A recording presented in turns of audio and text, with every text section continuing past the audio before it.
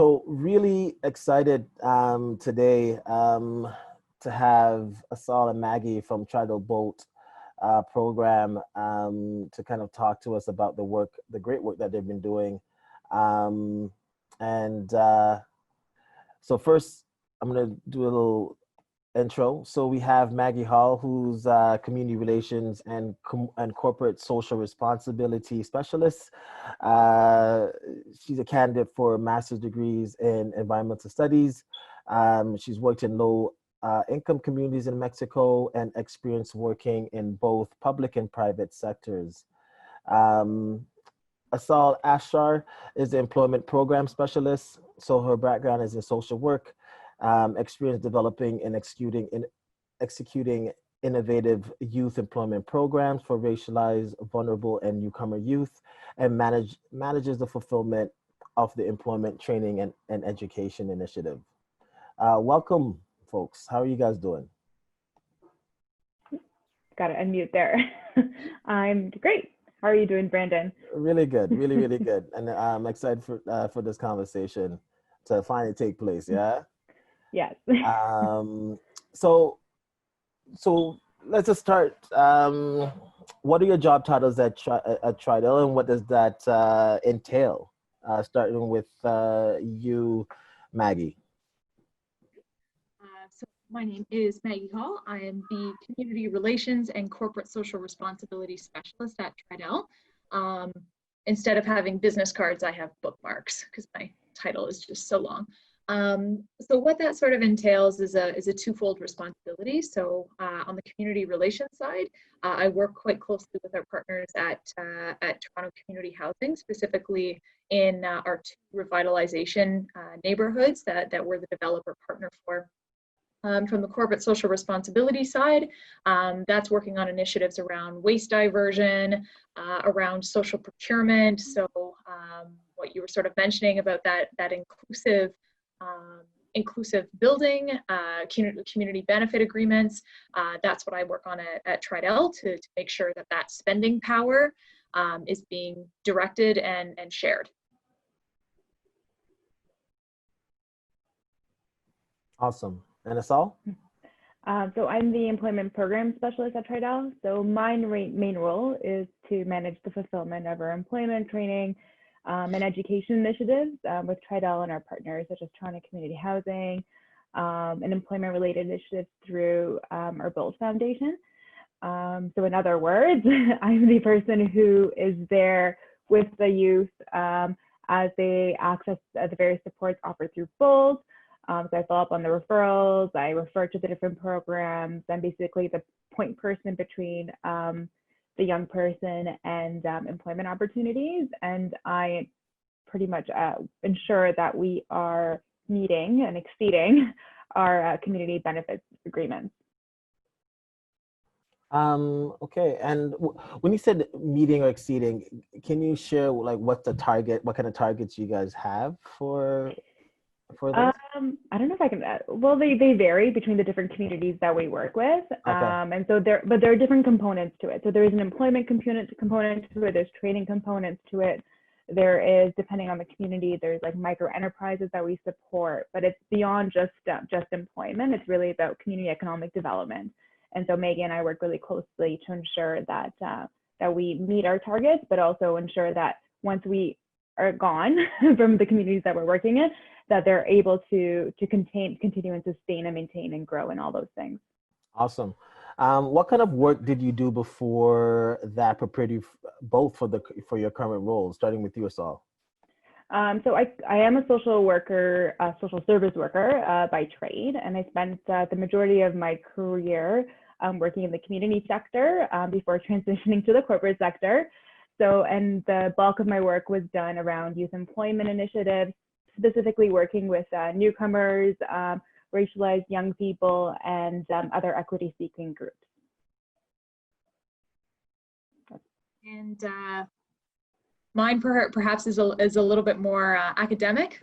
So I came from actually no longer a candidate. I now have my master's.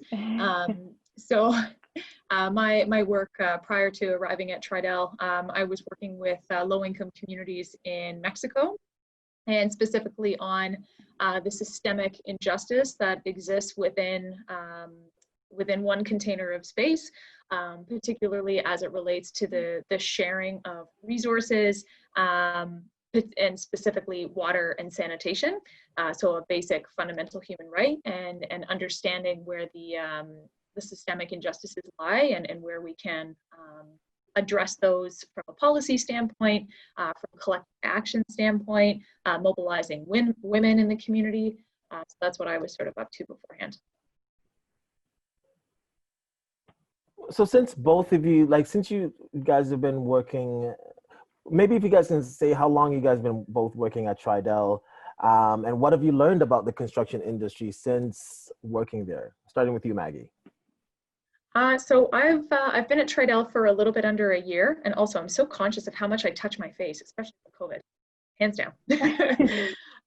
So I've been with Tridel for a little bit under a year, and I think what I've learned the most, especially being in CSR, and how wide-ranging CSR really is, and what the implications of considering people and planet along with profit are. But all that to say, I wasn't quite as aware of how many distinct opportunities exist in construction. You know, from development and planning, community economic development, landscape architecture, you know, building healthy places and sort of health and well-being through the built environment, and all the jobs that go into building these communities. It's so much more than just the trades, which is I think what I originally had kind of thought it was. Awesome. And Asal? So I've also been with Tridel for almost a year now. So prior to joining Tridel, I worked for an organization that was really focused on youth employment. And as part of my role, we did a research report on youth unemployment, about sort of the future of work, and sort of what are the industries that are going to be or have the most opportunities for young people, and what are those essential skills. And one of the sectors we focused on was the construction sector. And so, you know, when I learned through there that there's so many opportunities, and there is a demand, and so I came armed to try it out with that background, and thinking, oh yeah, there's so many opportunities, and there's a shortage, and all of these things. And while that is true, what I quickly came to realize is that there are shortages in trade, and I think this is important to share.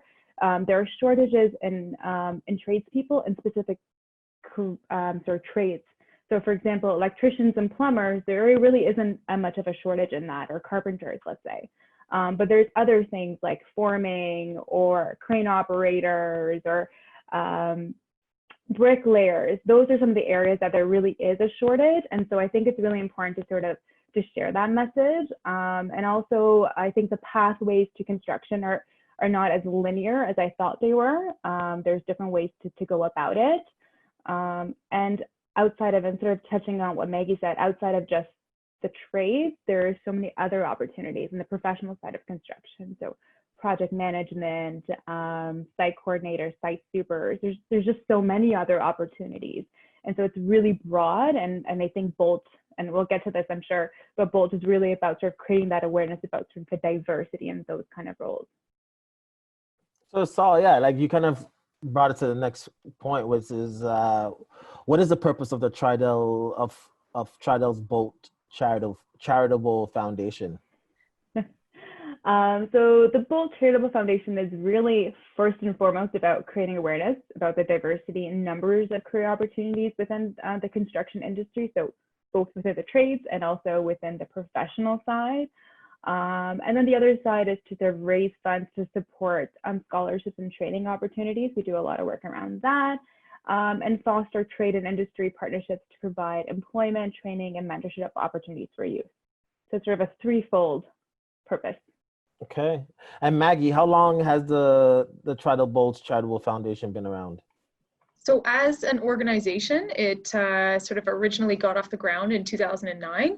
But it received charitable foundation status in 2013. So yeah, almost, I guess, 7 years at this point. And Asal, can you talk a little bit about what types of programs does Bolt offer? So it offers a variety of different programs. So I think our flagship program is our Day of Discovery, which happens twice a year, usually in the spring and in the fall. Unfortunately, we had to cancel the one that was scheduled. I think it was for yesterday or tomorrow. I can't recall. But basically, what that is it's a full day event. You start off in partnership with George Brown College. So you start off at George Brown College. You learn about sort of the different programs that they offer, educational programs, and then you do some form of hands-on activity. And then the fun part is that you go onto a live construction site and you start from the top of the construction site, and you go all the way down, which is a really unique opportunity. One that me and Maggie, I think, have both experienced at a couple of occasions now, and every time we go onto a live construction site, it's very different and not something that many people get to do. But basically, you start at the top of the building and you work your way down, and along the way, you meet the different tradespeople. You get an opportunity to ask questions and really get to experience what a construction site, a residential high-rise construction site is like, and speak one-on-one with people who are working there in the different trades that are on a site. And then there is, I blanked out there for a second, apologies.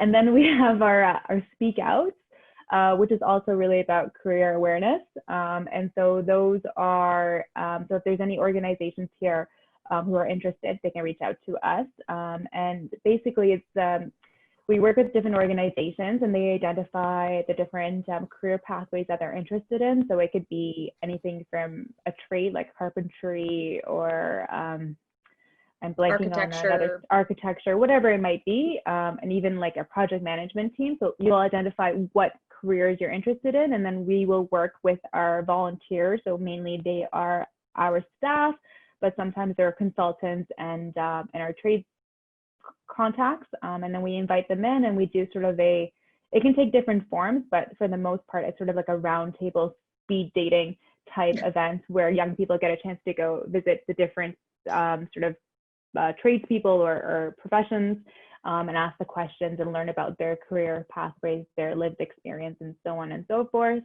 And then after that, we then, direct them towards what they're interested in. We also offer job shadowing. Job shadowing is typically done after a day of discovery. So after someone goes through a day of discovery, identifies an interest in a specific trade or just an interest in construction in general, they have an opportunity to sign up for job shadowing, and then they spend 2 weeks on a live construction site. And depending on their interest, it could be very specific to a trade or it can be broad.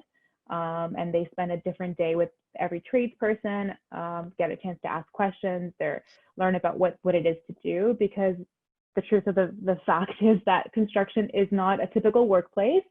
And so many people might think that they're interested in it. But once they're there day in and day out, they might realize that it's not something that's suited for them, or they might realize that, yes, this is the perfect place for me. So it's really an opportunity to sort of dive deep and really explore sort of what working in construction is. And our job shadowing opportunities are just shadowing, so it's not working. And we offer sort of a very small stipend and CTC tokens as well for people who are involved in that. And then we have our financial awards, which is our scholarship program for anyone who is pursuing post-secondary education in a trade or construction-related career. And I think that's it. Maggie, did I forget anything? Oh, nope. And up and coming, our mentorship program, which we are developing. We're not there yet. One day.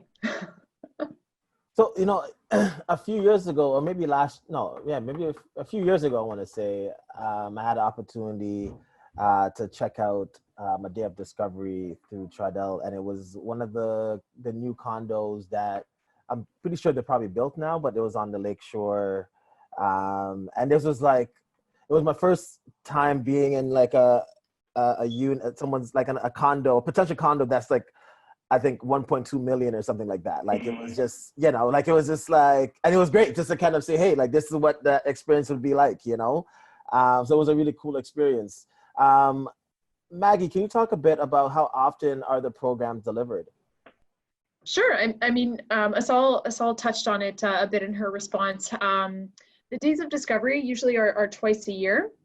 One typically is in June and the other is in October. So we're trying to figure out ways to be a little bit creative amid all sort of the COVID situation, because obviously we can't gather, groups of 30 to 40 people and go in very narrow elevator shafts together. So typically they would be twice a year. Speak outs are essentially whenever a partner institution is interested in hosting one. We're lucky to have such great relationships and contact with our trades and obviously with our employees who have a really keen interest in volunteering their time. So those really can come together quite quickly, just depending on when the organization can get a good group of young people together to be able to do sort of that little speed dating thing. I should stop calling it speed dating. It's not speed dating. It's just sort of rotation among tables and you ask questions. I don't know what else to liken it to. And then job shadowing, as Asal mentioned, typically takes place following the day of discovery. So a candidate would express interest in wanting to explore a 2-week job shadowing opportunity. But there are certain exceptions.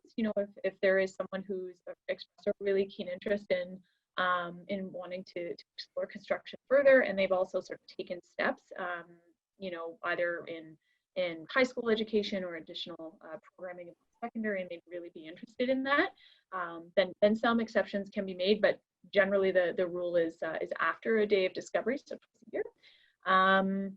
And then the financial awards.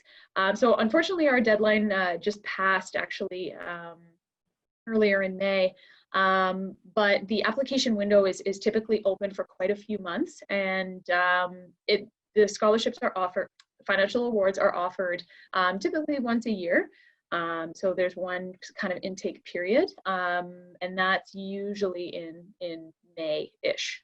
COVID's kind of thrown off our dates a little bit, but typically it's in May to align with tax season, with OSAP, and with tuition expectations. So that's kind of the timing. Okay, and so just to follow up what Maggie was saying, can you kind of talk a little bit around what is the Bolt Financial Awards? I'm actually going to defer that to Maggie, because Maggie is the one who manages the scholarship. So I think she's better versed than me. Sounds good. Yeah, I've had my head deep into applications for the past little while. So the financial awards are essentially to support those who are pursuing either training or education from a college, a university, or just training facility that's in a construction related program.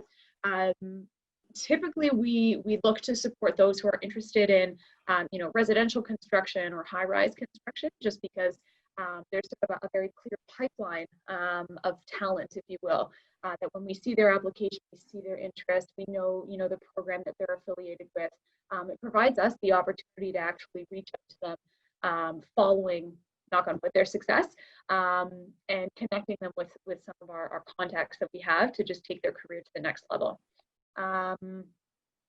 Yeah, and to Asal's point earlier that she made of identifying those programs that really have a high degree of success and prepare young people for, oh my gosh, I don't know what's happening.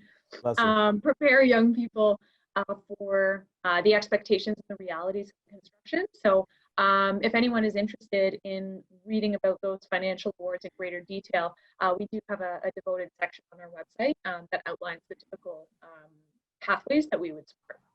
Can someone actually, between Asal and Maggie, as we're chatting, just put the website in the chat, if that's okay? Sure. I'll do that, Maggie. And Maggie, just to follow up, who's eligible for these financial awards? That is an excellent question, Brandon, and I wrote out to make sure that I was very clear on the eligibility criteria. Okay. So it's pretty straightforward, but the applicant must be between the ages of 17 and 29. and be living in the Greater Toronto area. Also be either a permanent resident or a Canadian citizen. They would need to demonstrate financial need through their application, and there's various ways in the application that they can do so. And then finally, they would have had to at least apply to a program by the financial award deadline. Okay, if I'm over 30, am I able to participate in any of the programs? Asal, do you want to take that? Typically no, but there are different ways you can get involved. The one is like you can get involved as a mentor. If you are a member of one of the communities that we are revitalization or development partners in, you are able to, it's sort of, you have more opportunities. So if you want to do job shadowing or sort of employment stuff, like we can work with you, but Bolt is mandated to work with youth that are 17 to 29. But through some of the other work that we do, we are able to support people who are over 30. Or at the very least, we can provide some form of guidance. We're always like, because there are, as I think many of you are aware, there is a plethora of programs around construction, and some are more successful than others, to be very honest. And even some of the, I don't know if I'll get in trouble in saying this, but I think some of the post-secondary programs that are out there don't always yield to employment opportunities, and it's still, you sort of have to, after that, you sort of start at the bottom again in a sense. So we can provide some form of advice and assistance around those sort of things. Okay. So do you mind just kind of touching on how many young people have this program, or have you supported through the Bolt program since its inception, and how? Okay. So I don't have like the exact number of people that we've supported, but I would say it's quite a few, especially when it comes to things like our Day of Discovery speak outs, because they happen multiple times a year. So like a typical Day of Discovery would have anywhere from 20 to 30 people. Speak outs will also have 20 to 30 people times a couple of times a year. So those are some of the more career awareness stuff. But when it comes to more of the scholarships or the training programs and more employment related stuff, I have better stats and data around that. So we work with a number of different pre-apprenticeship programs like Hammerheads and Building Up. And through those programs, I think we've assisted just over 100 young people through Hammerheads and connecting them through opportunities there. Building Up, that's a newer partnership. So that's only been about 25 or so far, but it's growing. And then so 70 other youth through, or just under 100 youth through other programs, such as our scholarships or other employment programs. Personally, like I have a caseload at any one time of active people that I'm working with, about 20 to 30 people. So it sort of varies. Okay. For the next question, where I was going with this was that we've seen some success in programs that are connected to employees. So like the ACON Women in Trades program. And, can you talk a bit around and this is for Maggie, how does the Bolt's relationship with Tridel contribute to the program? Sure. And Asal, please jump in. We practiced together ahead of time, so if we missed anything, then because we were expecting sort of these types of conversations. So to be clear, that Tridel, while it is a market leader in terms of construction, ultimately we hire subcontractors to do the actual construction, and so that's where we have really great working relationships with trades and other non-union trades as well. So we have really great relationships with these. And so through the Bolt Foundation, we leverage those relationships. We obviously have sort of the industry connections, and that's kind of a primary purpose of Bolt. Sometimes people, I think, get a little bit confused where they say, oh, Bolt is the charitable foundation of Tridel. Well, I'm just going to get a job with Tridel as a plumber. But that's not how it works. Tridel's not the actual employer for the trades. that we subcontract. So that's where the importance of Bolt really comes into play, is someone who can actually advocate for youth, you know, and work with them as ASAL does, on a case management level, to ensure that, you know, we're setting these people up for success, and that we maintain a really positive working relationship with those trades, because we're sending them top talent. So I think that answers your question, but ASAL, anything else? No, I think you've pretty much called it, but I do want to clarify one other thing, is that we, you know, a lot of the subcontractors, I would say like maybe 95% of our subcontractors are unionized. There's, with the exception of I think 2 or 3. And so I think there's also a confusion sometimes that we can call up the unions and do the name call. I think that's what it's called. But we can't really do that. So that is why when it comes to the union piece, that's why we partner with organizations like Hammerhead or Building Up, who can sort of support with that, with the union piece of it. So I do want to clarify that. That's a very important piece. And so, can you talk a bit around how is this program different from other pre-apprenticeship programs? So we are not a pre-apprenticeship program by any means, but I like to think of as more of as a connector. So we're really focused on creating awareness and sort of placing that seed. So for young people to explore construction related careers, and to provide also financial support for people who are interested in doing sort of the post-secondary education. And the Bolt scholarships, sort of on a case-by-case basis, do extend beyond post-secondary. So if there is, like, for example, there's a crane operator program through a union, and so there is a fee associated with that. So our scholarships can, in fact, help subsidize those fees. You'd have to fill out an application, a scholarship application, but it's not the same sort of application. So we support in that way. I think we're really more focused about sort of creating those pathways for young people to get into construction, specifically equity seeking groups or young people who have faced certain barriers to employment. It's really about sort of creating those pathways and being that connector or that network or mentor of sorts, I guess, sort of guide them into sort of the right pathways. But then we partner with other union trade programs or some of the other ones I mentioned before to get young people into those pre-apprenticeship programs. And on a case-by-case basis, because of our relationships with these programs, once they complete the program, they might reach back out to us for employment opportunities, and then we will try our very best to connect them with one of our subcontractors. So it's sort of it's all hands on deck, and we just play a part in that process. Okay, Maggie, do you mind us touching base on what advantage does Tridel, being a construction company, have doing its own, I guess, connection, if not pre-apprenticeship, but being a connector? What's the benefit of that? Yeah, so this is actually tied almost to sort of the ethos for why you know, the Bolt Charitable Foundation even got its start. It was sort of the idea and the realization that there was a real need to fill gaps in certain hiring positions. Being in the construction industry, we have a direct line of sight to understand which jobs need filling first. We also have great insight into sort of the demographics of the construction industry, particularly as it relates to those who are sort of nearing retirement age, and where we can sort of anticipate, you know, the need for new talent will be.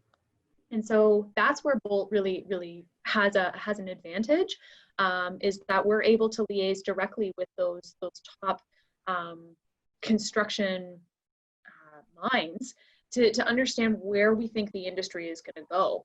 And that also forays really well into what are the types of innovations and developments that we're going to see in the construction industry. You know, what kind of new innovations in regards to sort of sustainability are gonna sort of come through the pipeline. And so we've been seeing, you know, more people who are applying to programs related to sort of sustainable building.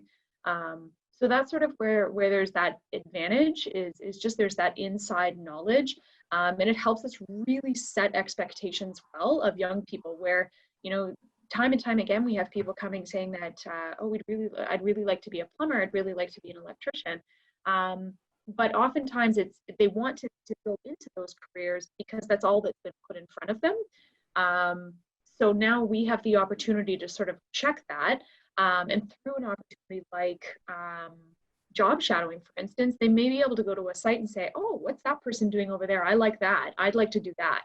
And that might be totally different from what they originally planned to do. So that's kind of how we have an edge in this space. That's cool. I think you actually answered my other question, which was the rationale of why Bolt or Tridel decided to create the Bolt program.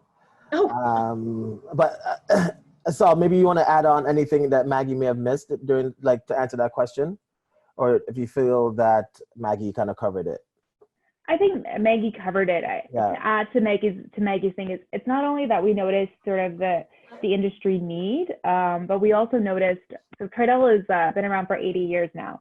And they've been a strong supporter of the Children in Aid Society. And that's really how Bolt was born.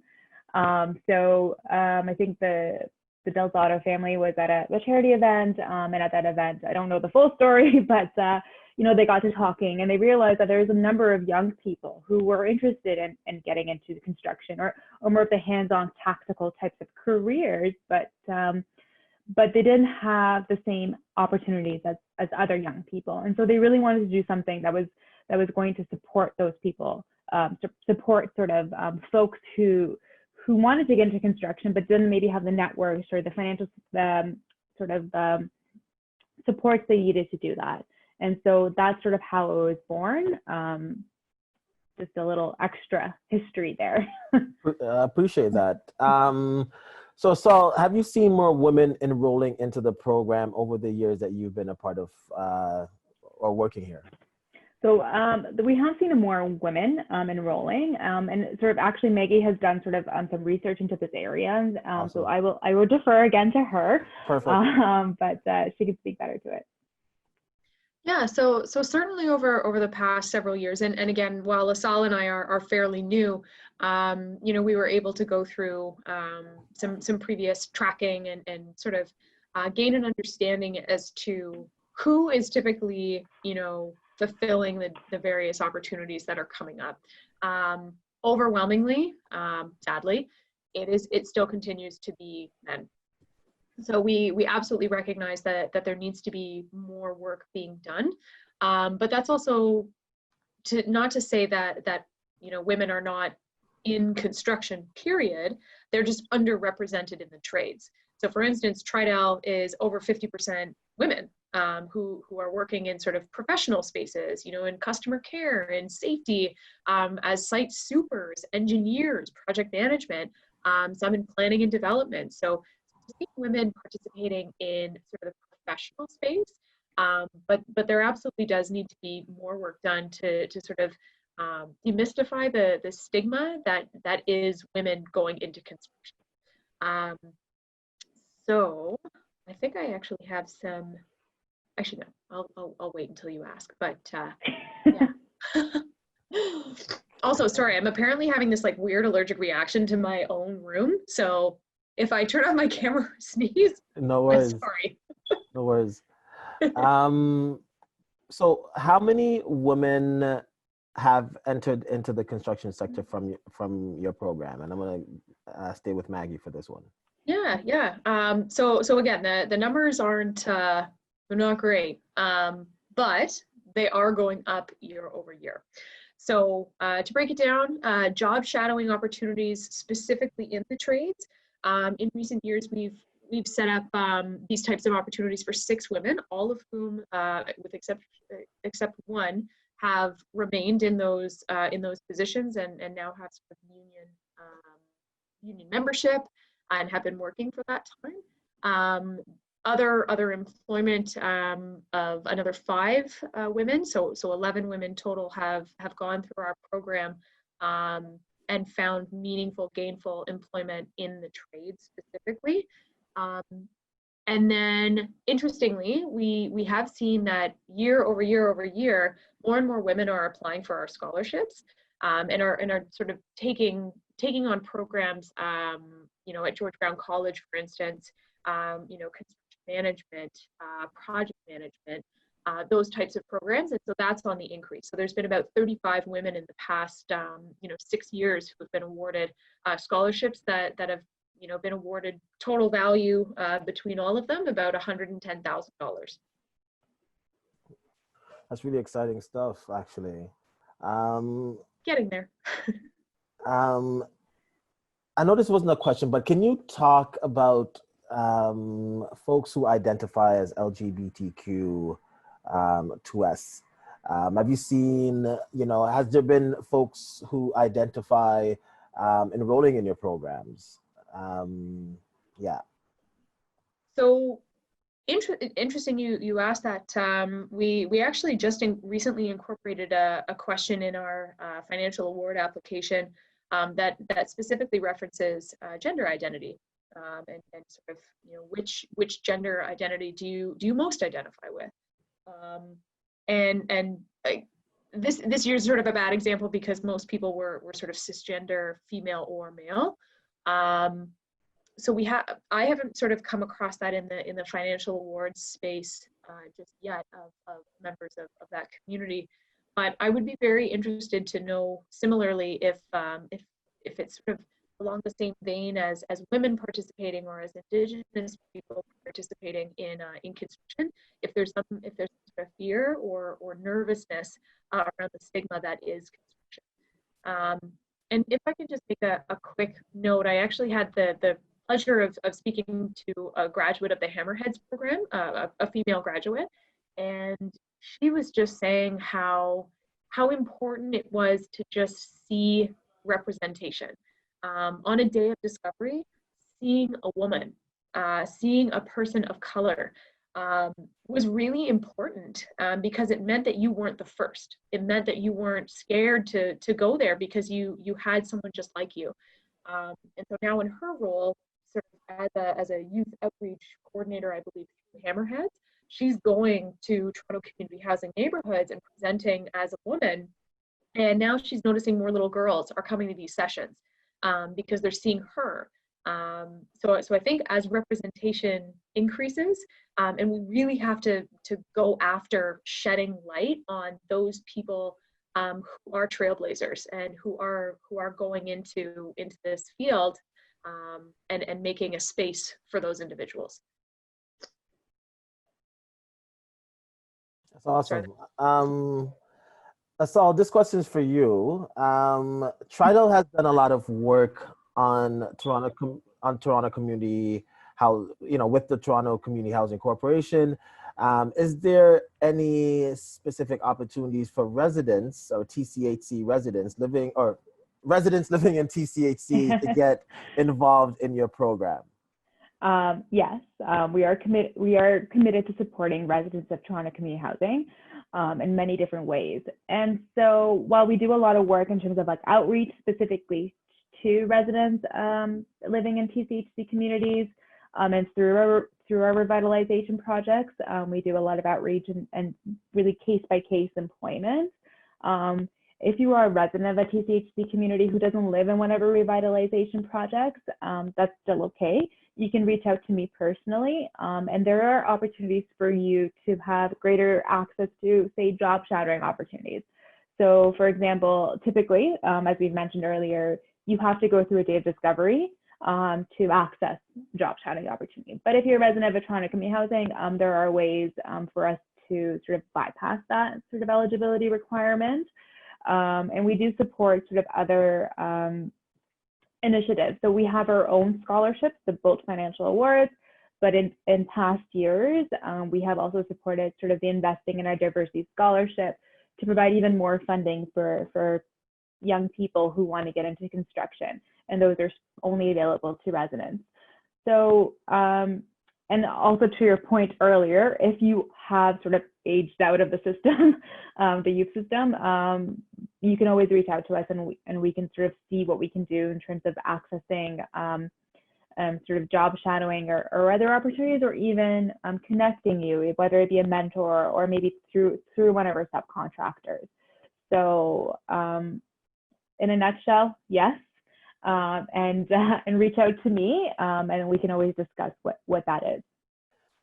Either you talk about what's been the impacts, or has there been any impacts with COVID-19 and your programs? So I can start, and maybe if you can add on. Yes, of course, there has been an impact. I would say, luckily, the number of people who have been employed through Tridel and many of our subcontractors haven't been laid off, specifically as it relates to the ones that I manage the cases. There have been very few layoffs, which is really great, but we haven't really been hiring as much either. So it has really slowed down our hiring. We're hoping that it will pick up. And also our programs, like our Day of Discovery, have been placed on hold. And a lot of the training programs that we refer to are no longer running. So it definitely has had an impact. And I think Tridel, Bolt, and sort of the sector in general, both the nonprofit employment sector, but also the corporate sector, is just trying to come up with innovative ways to address that. So we are going to transition more of our stuff online. I think this was the push we needed to maybe create more videos or create more opportunities to do things online, which is great because you don't have to wait for a Day of Discovery. Like, you can watch a video potentially, and see what you're interested in. So it does open up pathways for people who wouldn't be able to access our programs previously, but it's a slow process. Yeah, us all hit the nail on the head. I mean, it's been rough to just sort of kind of go to a halt in a lot of the programming, but it's also given us a lot of amazing time to build out what we want the mentorship program to look like, to sort of conceptualize what we want the videos, explaining different roles on a construction site. So it's kind of given us a little bit more time for creative thinking and how we want to adapt to this new normal. So while it's been disruptive, certainly, from the employment side, it has given us that wake-up call, not wake-up call, that sort of nudge to moving to that sort of digital platform, and that'll just improve accessibility in general. And this question is for Maggie. I'm really interested to ask, from your work experience working in Mexico with low-income communities, can you talk about two things that you learned there that you apply to your role, right, with Tridel? Oh, that's a great question. I can answer one piece of that very easily. I have to think about the second one. So the first is the role of collective action. So that being when people come together and they advocate for themselves. We live in a world, no surprise, where a system is designed a certain way and it's very exclusive, and people who get to participate in the wealth generation in the world are a select few. And so we're moving in the right direction with things like revitalization, where it's a much slower process, but it is so important to engage those who are going to be directly affected by the construction and by the change that they're going to see in their communities. And in Alexandra Park, for instance, that whole process was started by a group of women who wanted to see the revitalization of their community. And they were the one who brought it to the city councilor and said, we want this. And, if we're not going to fight for ourselves, no one is.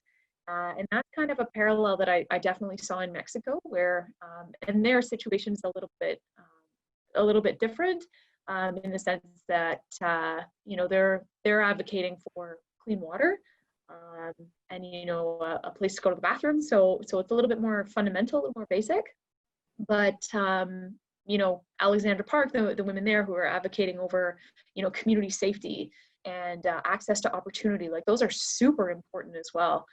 So that's been a very key bridge or connector that you can see between both settings, regardless of, Canada being a high income country and Mexico being an upper middle income country.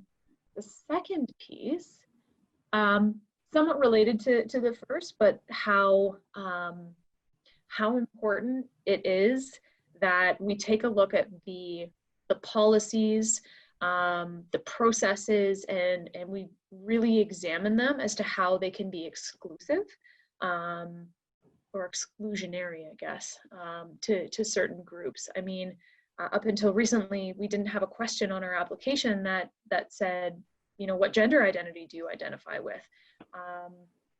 And so just sort of a simple nudge about saying, oh, we want to know, who's applying to our scholarships. And if we know, if we have, 5 or 6 women who are applying, that may give us the gas that we need to go seek out a partnership with, women in the trades and say, we have 5 great women here who we think would be an excellent candidate for your program. So it's sort of taking a step back and looking what's already in place, what is sort of accepted and well known, and saying, is that okay? Is that okay only for a certain group of people? Are we missing someone? And it takes the involvement of people who are different from the norm. So being, now a woman who works for a construction company, I was able to say, well, we need that question because we want to see if women can be engaged. And the same goes for advocating for people of color. I can't be the one at the helm of those decisions. I just can't relate. So it's about inclusivity, and it's about consideration for the other in your practices that are status quo forever, and changing those up and not being afraid to change them. Thank you for that. And Saul, this is your turn for questions that you guys didn't get prepped for. Oh God. So can you mentioned case management a few times. Can you talk a little bit about what case management looked like pre-COVID, and what does case management look like now during COVID? I think now it's just a lot more about just calling in and checking in.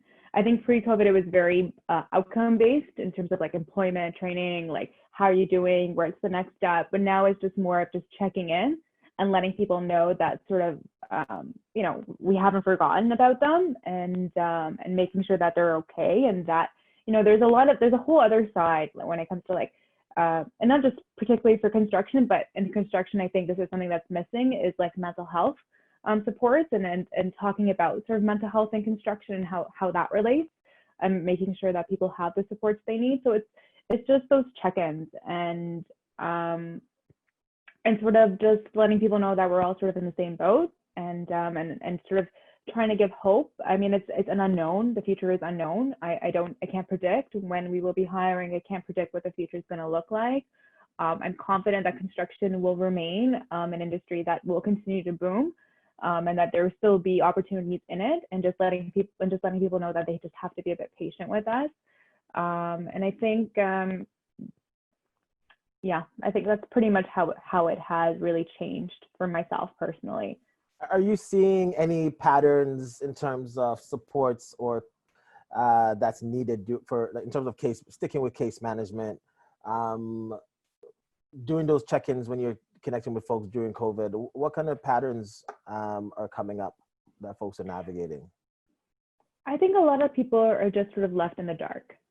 Either their employer has, so like I said, I don't think anyone has been laid off through Tridel or any of sort of our sort of trades and stuff, but some of our people who have been employed through our CD initiatives with other employers have been, and they don't know what's happening. They're like, we just laid off. We don't know if we're going to come back. No one's called us. We don't know what to do. We don't know how to navigate the system. Like, how do we even apply for our CRB, or like, it's all those other extra supports that people don't know how to navigate. And it's really just sort of trying to help them with that. Sorry, Brandon, can you remind me of your question? I kind of lost sight of it while I was speaking. No, just wondering, what kind of patterns have you noticed, as you mentioned, checking in with folks during COVID, what's coming up? Yeah, so I think it's mainly just being left in the dark and not knowing what to expect, which in some ways we try our very best to provide whatever information we can. I think the one thing about Bolt, Bolt and sort of the work that Maggie and I do specifically is that we were very honest. So when I say that is that we're to the point. We're not going to say, yes, take this program, or yes, there's a job opportunity like down the, like we set realistic timelines, because nothing is worse than setting non-realistic timelines or encouraging someone, if someone wants to go to a specific program, it's not so much that we discourage them from that specific program, but we provide a different pathway. So instead of doing, for example, this career exploration program at a college level, you know, it's really not going to lead you anywhere after the 1 year of, you know, work. Why don't you do job shadowing instead and see exactly what it is you want to do? That might be a more hands-on, real experience.